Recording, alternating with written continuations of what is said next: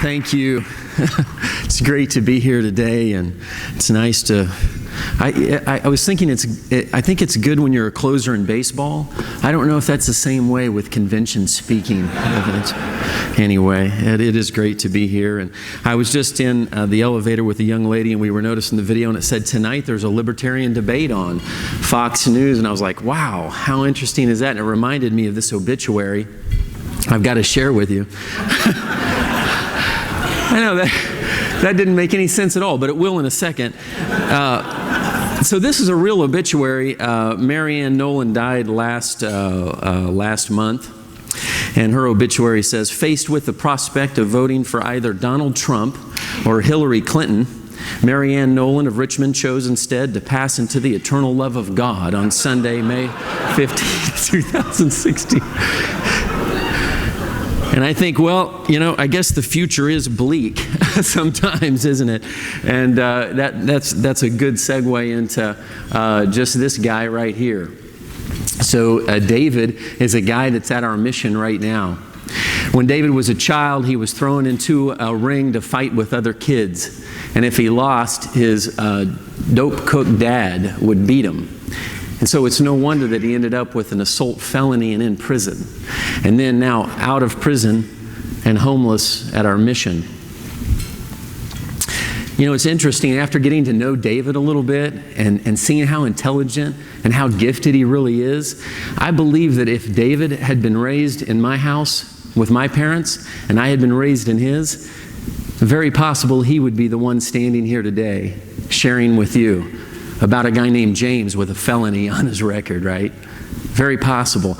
I don't think there's so much of a difference between us and them.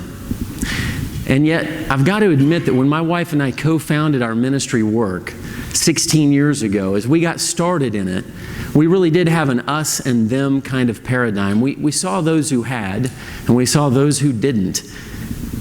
And we had a compassion for people, but I've got to tell you that the compassion was giving way to a form of charity that wasn't true charity. We were certainly giving away a lot of things, but we weren't seeing the change in people's lives that we expected to see.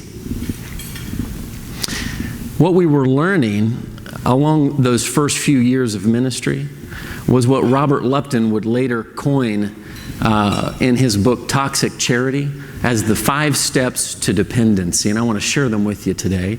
If you give something to somebody once, they'll have an appreciation for that. If you give the same thing to them twice, they'll have an anticipation that you'll do it a third time. If you give it to them a third time, they'll have an expectation that you'll do it a fourth time. If you do it a fourth time, a person will feel entitled to it, even though they may not even understand why. And if you give the same thing a fifth time, they'll become dependent on you for it. Now, we knew that the risk for that was real within the 4 walls of our mission, but we also knew the risk was real in our whole community. Because we have a benevolent community that, just like yours, where people, individuals, and families go from place to place to place and step from step 1, 2, all the way to dependency in a community. We solved that problem.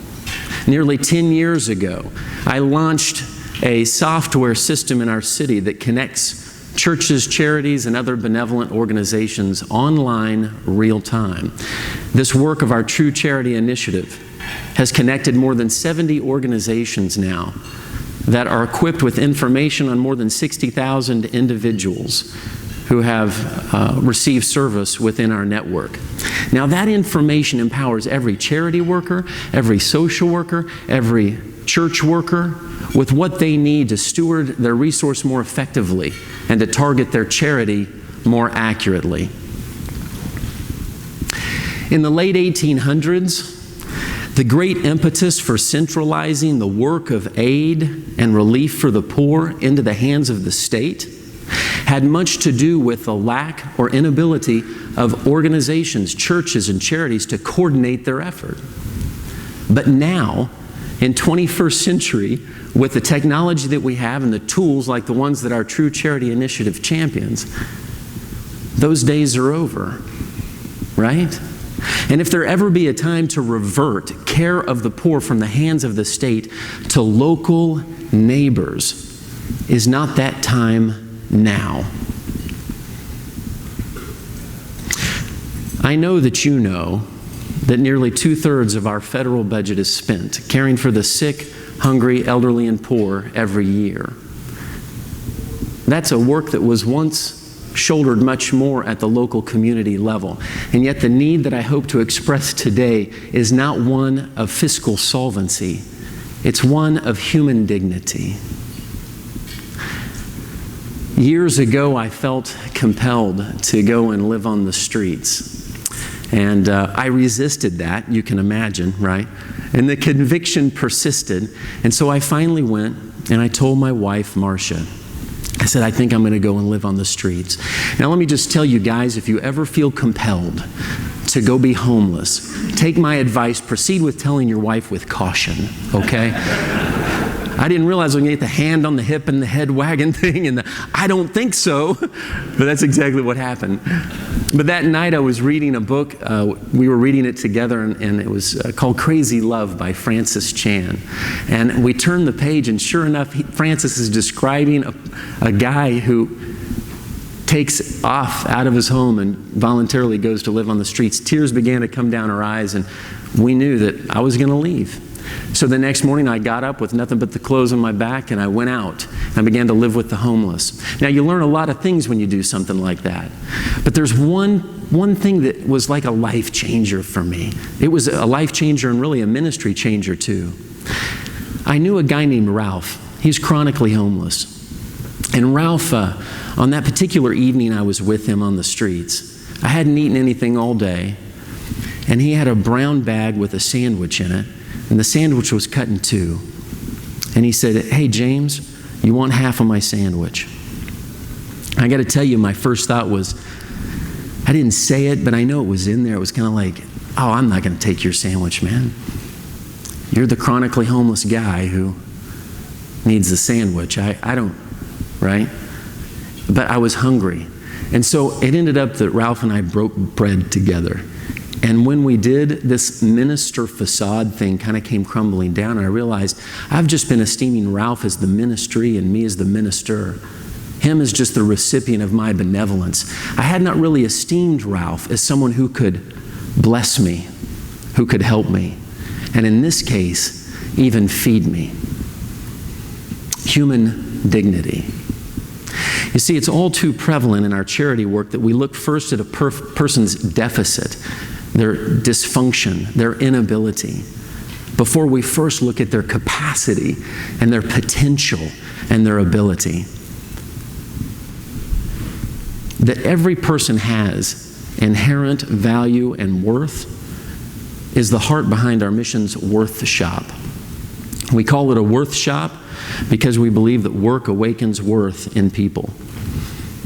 At our mission, whether it's a food box or a clothing voucher or a furniture item or whatever it may be, people are earning things they need through crafting goods that go to market, maybe working in our community garden or working in our Redeemed Bean coffee business. I was leaving the mission one evening. 3 of our residents were standing outside. One of them stopped me and said, I've stayed at places all over the nation, and I've never had to work for my bed and meals like I do here. And then he said, you guys take the shame out of the game. The guy right beside him said, yeah, it's like we get to keep our dignity. And a third man just nodded in agreement. And I was like, where's the camera? I want to capture this. But it's real. These were a group of homeless people that were feeling dignified in earning what they needed. I could fill the next hour with positive statements from single moms who've earned Christmas gifts for their kids instead of taking their kids through a line where someone handed them to them. The elderly feeling honored to partner with us in our Worth Shop for something that they need. Human dignity. And it's not only awakened in a person when we esteem him worthy to earn what he needs, but also when we believe that he has the moral capacity to embrace the principles vital to personal liberty and national freedom. So you saw the wall I've begun. By the way, there are more cards on that wall now. Now, mind you, we see thousands of people, right? And I only have like a couple few dozen of these welfare cards, but someday I'm going to have a whole wall full of them. But what's really neat is that when people are voluntarily turning them in, they're turning them in because they have a conviction about it. And sometimes that conviction comes through education about the connection between liberty and property. Can I just show you real quickly like what I do on a chalkboard sometimes in our room at the Mission in our Learning Center? I'll just put a graph up and I'll say, here's your y-axis, here's your x-axis. We're going to say that this is property. And this is time. And then we define liberty as a function of time. Okay? So your liberty is your freedom to spend the time of your life how you want to. And oh boy, do we have fun in class when we start getting into that. Everybody's got neat ideas about how they want to spend their time. But hey, it's your life. You're free. You can spend the time of your life how you wish. Some people decide that they want to spend some portion of their life working. And as they do so on Monday, Tuesday, Wednesday, Thursday, Friday, they earn income. And then we always have a joke about what happens on the weekend. Everybody says, oh, they spend it. We spend it all. I said, yeah, right. So it's gone in 2 days, right? and then another week comes. And maybe you save it. And then maybe you work another week. You're getting the point. And then I say, if the government decides it's going to redistribute someone's wealth and give it to someone else, how much might that be? And we'll come up with some number. And we'll say maybe it's just that much of the person's income. And then what we do is we draw the line out. And we say that much of that person's income equates to this much of that person's liberty. Now, just a simple little illustration, and I've watched lights go on and people literally come up and say, I had no idea. I didn't realize I was taking from somebody's liberty, the time of their life that they've spent working. And they've turned in their food stamp card. That truth can result in that kind of conviction to take a path towards self-reliance and one away from government dependency. And at our mission, we're not just teaching the poor and the homeless. We host regular educational events and lunch and learns, equipping church and charity leaders as well as social workers to put into practice principles of true charity. That wealth creation is the way out of poverty. That if we're going to enter into solidarity with the poor, we have to enter into real exchange with the poor. That one-way handouts simply devalue a person and distracts them from their God-given purpose in life. And that an investigative, relational approach born out of real compassion is the only way anyone's charity will be true. We also educate our community through PSAs that are aired on 5 different radio stations in our city.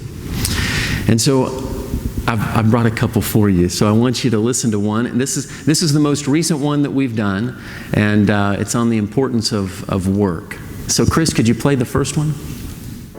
I was recently contacted by a reporter about new work requirements for food stamps. In the late 1800s, much of America realized the detriment of indiscriminate aid, and in response, charity leaders organized themselves to not only eliminate duplicate distribution, they promoted a more rigorous investigation to determine those who were deserving of relief. Work tests were commonly used to make this distinction. Is it unreasonable to require work of those in need? I remember when a man who was missing 6 of his fingers came in our mission needing food. I asked him to help fold papers and stuff envelopes. He was a great help, and we got to know each other as he worked for his food basket that day. It would have been easy to consider this man disabled, simply give him a food box and feel sorry for him as he left. But work is integral to dignity and human flourishing. Please make sure your charity supports it. This is James Whitford from Watered Gardens Gospel Rescue Mission for the True Charity Initiative. www.truecharity.us. So I want to play one more for you. So we have a lot of those that air throughout our community. Great ways to just pervasively educate your community and start to rethink some aspects about charity. But this other one just happens to be just awarded the first place prize of the all radio PSAs in the state of Missouri. So I couldn't help but play this one too. It's about Jocelyn's story. For us, one of the greatest things at the mission is to see someone rise from poverty and dependency to self-reliance and self-sufficiency. This is Jocelyn's story. I've been a meth addict. I've lived the homeless life in a cardboard box. I've been on government assistance up until where I've been self-supporting and taking care of my own needs. And it was really a scary decision for me because I've depended on that my whole life. I just didn't know how to be a productive member of society. Being on food stamps, it's like a vicious cycle. You never are able to grow. Since I've been off food stamps, I've been able to grow. I've had to learn how to budget in purchasing my needs instead of my wants. I started going to Missouri Southern. I graduated with a bachelor's in sociology, and then I entered my master's program. And I currently have a CADC credential for drug and alcohol abuse counseling, so I can help others and show them that there is hope and a new way of life too. Watered Gardens Rescue Mission, www.wateredgardens.org. I walked into the mission, it wasn't that long ago, a guy named Mike is there, and he said, "Hey, I saw you on TV." And it was one of the TV PSAs that we do, and he said, "You were on there citing research about how the working poor are happier than the welfare poor." So I went and got a job. I said, "That's so great." Now, Mike probably has like a third grade education, and you'd pick up on that as soon as you meet him. And yet here he was just beaming, giving me a high five. And I said, "What are you doing?" He said, "I'm holding a sign for a furniture company and I'm making money." I said, "That's so great." I said, "What are you doing here today?" He said, because he's not homeless. I said, "What are you doing here today?" He said, I came in, I didn't want to use my food stamp card. I wanted to come in and earn a food box from your mission today. Human dignity. It's just beautiful. Today, our mission fills more than 600 volunteer shifts every month, resulting in more than 45,000 meals served and 20,000 basic needs met. Along with our Worth Shop, we've developed a Work Ready clinic, a learning center for computer literacy, a tool that assists case managers in developing measurable, objective goals, and we do it all through local, private funding. Great work is happening, and yet the impact that we're having is only a fraction of the potential. Now here's where I'd like to ask you for help. But the help that I seek is not that for which I think legislators are often and so vigorously pressed. The dollar. I remember when a young Haitian boy came up to me and he had his hand out, and that's the word that he knew. It was the one English word he knew, dollar. And of course I'm thinking, you're talking to the wrong guy, buddy. But compassion was there. I wanted to help the kid, but I needed to do my due diligence and ask a few questions. So with the interpreter, I said, "What do you need the dollar for?" He said, "I want to buy some food." I said, "Well, why don't you catch some fish like this other boy? He had 3 fish on a coat hanger, this other kid did."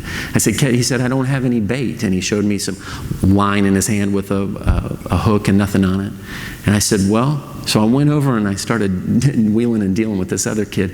I had to buy the smallest fish on his coat hanger for $1, which was fine. Brought the fish back and taught him how to cut the fish up so he could use it for bait.